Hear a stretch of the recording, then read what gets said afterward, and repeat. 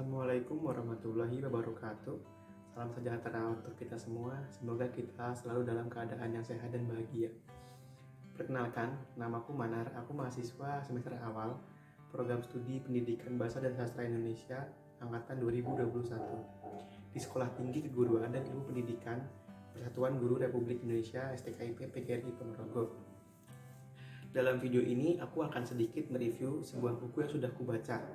Judul buku ini adalah Di Hari Kelahiran Puisi karya Sabta Arif Nur Wahyudin.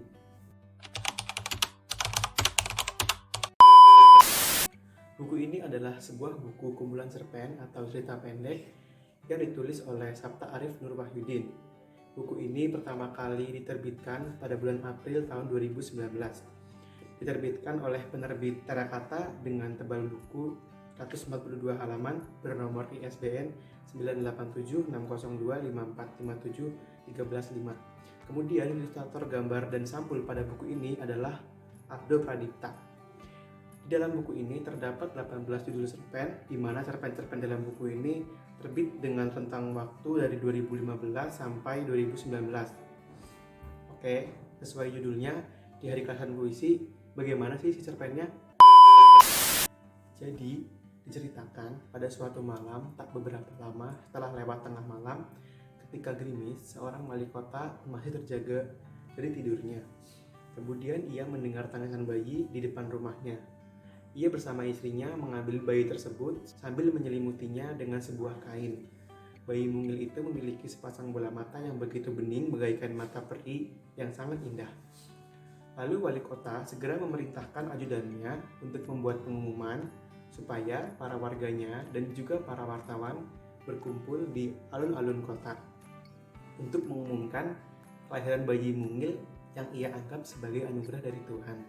Tak sedikit dari para warga yang membangun cerita unik dalam kerumunan manusia di alun-alun tersebut, mulai dari yang memimpikan sebuah bintang jatuh, yang dimana di tempat bintang jatuh itu muncul sebuah pelangi yang sangat indah, hingga ada juga yang tiba-tiba dagangannya terjual laku semuanya dengan cepat pada malam kelahiran bayi mungil itu. Bahkan sampai-sampai ada juga yang pada malam itu mendapatkan kemenangan dalam judi bola. Tak kalah menarik dari para warganya, cerita Pak Wali Kota pun juga memimpikan hal yang sama yang sangat menakjubkan. Suasananya sangat berbeda dan ia mengira akan terjadi bencana kembali, yang sebelumnya pernah terjadi bencana gempa bumi sebelum lahirnya bayi mungil ini.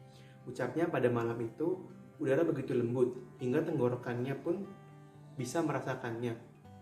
Dan kemudian bayi mungil itu diberi nama Puisi, bayi yang akan memberikan kebahagiaan untuk sebuah kota kecil yang sempat kacau karena sebuah bencana. Waktu pun tetap terus berjalan, dan begitu pula dengan bertumbuhnya Puisi. 5 tahun setelah kelahiran Puisi, pembangunan kota beserta infrastrukturnya semakin baik, bahkan jauh melesat dibandingkan kota-kota tetangga. Perekonomian warga juga terus membaik dari tahun ke tahun. Di tahun ke-10 kelahirannya Puisi, kota yang dulu porak-poranda karena diterjang bencana kini menjadi role model bagi kota di sekitarnya. Puisi dewasa kini menjadi semakin cantik jelita, menjadi tokoh publik yang sangat dikagumi semua orang yang ada di kota itu. Dan kepopulerannya semakin menjadi-jadi.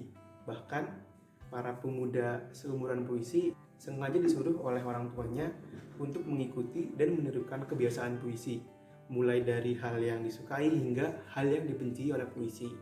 Tetapi ternyata semua kebahagiaan itu tak bertahan lama. Sebuah kejadian di mana pada saat itu ayah Puisi sudah tak menjadi wali kota. Di hari kelahiran Puisi, para warga datang berbondong-bondong mendatangi rumahnya. Akan tetapi rumah Puisi sudah kosong, tak ada tanda-tanda kehidupan. Yang ada hanya benda mati dan gerbang yang terkunci rapat. Para warga pun tidak bisa menghubungi nomor telepon Puisi dan juga nomor telepon keluarganya. Semua nomor sudah tidak aktif. Mereka panik dan mengeluarkan spekulasi liar yang negatif. Mereka mengira bahwa keluarga Puisi diculik. Ada yang menuduh itu perbuatan penjaga kebun rumah Puisi. Bahkan menuduh bahwa perbuatan itu ulah wali kota baru yang terlihat tidak terlalu suka kepada Puisi dan juga sering berselisih paham dengan mantan wali kota.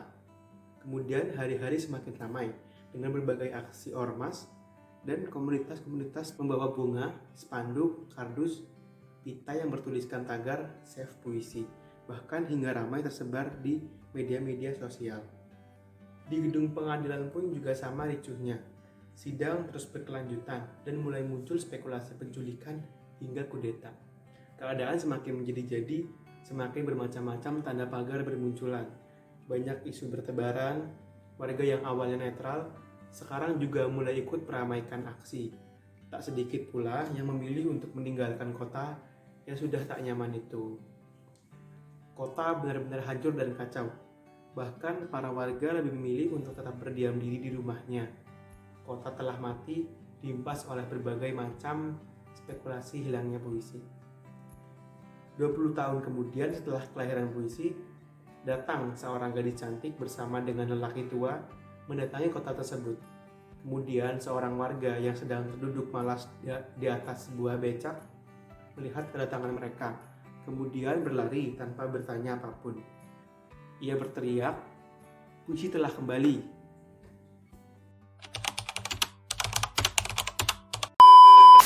Buku ini sangat cocok untuk dibaca oleh remaja berumur 17 tahun ke atas karena banyak kata-kata yang perlu dipahami lebih mendalam dalam cerpen-cerpen karya Sapta ini. Ada berbagai macam kejutan cerita, mulai dari masalah sosial, percintaan, hingga yang bertemakan horor. Dan garis besar dari cerpen-cerpen yang ada dalam buku ini mengangkat atau menonjolkan fungsi tokoh laki-laki sebagai pengisi cerita. Buku ini juga cocok dinikmati ketika waktu senggang yang cukup panjang, karena buku ini tidak bisa hanya dibaca sekali saja. Butuh pemahaman yang lebih mendalam sehingga kita bisa masuk ke dalam ilustrasi cerita yang disajikan oleh sang penulisnya. Kalau bagi aku sendiri, kekurangan tidak terlalu tampak pada buku ini. Hanya saja terdapat penulisan atau pengetikan yang typo. Ada kata yang hilang dan juga ada kata sambung yang seharusnya tak dimasukkan dalam kalimat. Terdapat juga kata yang mungkin cukup asing bagi pembaca, karena kata yang digunakan ini adalah bahasa ibu dari daerah tempat tinggal sang penulis. Contohnya terdapat kata gasik yang mungkin sedikit asing bagi beberapa pembaca, yang dimana kata gasik ini maksudnya adalah lebih awal atau lebih cepat. Salah satu kekurangannya lagi, biasanya kan kalau di sampul belakang sebuah buku ada sinopsisnya, sedangkan di buku ini tidak ada sinopsisnya. Yang ada hanya satu potong paragraf dari salah satu cerpen yang ada dalam buku ini. Kemudian, kelebihan dari buku ini yakni sudah bisa kita lihat dari sampul depannya. Aku pribadi ketika pertama kali melihat buku ini malah justru sangat tertarik dengan sampul depannya ini. Padahal aku bukan penghobi atau orang yang sering membaca buku fiksi. Terdapat pengilustrasian seorang wanita yang cantik ya. Mungkin ini adalah puisi. Seperti yang telah kita ketahui di ceritanya tadi. Di dalam buku ini juga masih ada beberapa gambar ilustrasi menarik yang digambarkan dengan sesosok perempuan. Dalam pemilihan kertasnya juga sangat tepat. Kertas yang sedikit buram yang sangat nyaman dilihat oleh mata kita ketika dibaca. Dibaca sambil rebahan pun cocok banget.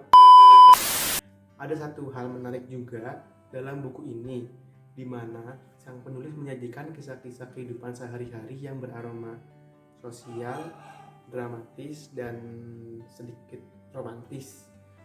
Kemudian tiba-tiba kita dikejutkan dengan salah satu cerpen berjudul Tuteng.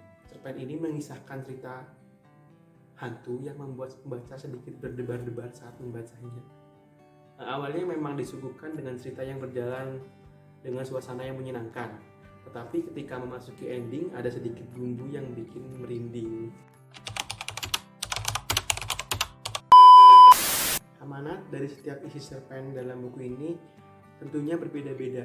Salah satu amanat yang aku dapat dari salah satu cerpennya yang berjudul Di Hari Kelahiran Puisi, yakni kita janganlah berketergantungan kepada suatu hal yang tidak pasti keberadaannya. Bergantunglah kepada Tuhan, karena jika kita bergantung pada makhluk dan ketika makhluk itu tidak ada, Maka contohnya seperti tadi, bisa membuat kita menjadi pribadi yang rusak karena tidak ada pilar yang bisa dijadikan semangat. Dan juga terdapat amanat untuk kita supaya selalu semangat dalam melakukan hal apapun itu. Tak perlu berputus asa sehingga merugikan orang-orang yang ada di sekitar kita. Demikian review buku berjudul Di Hari Kelahiran Puisi karya Sabta Arif Nur Bahrudin.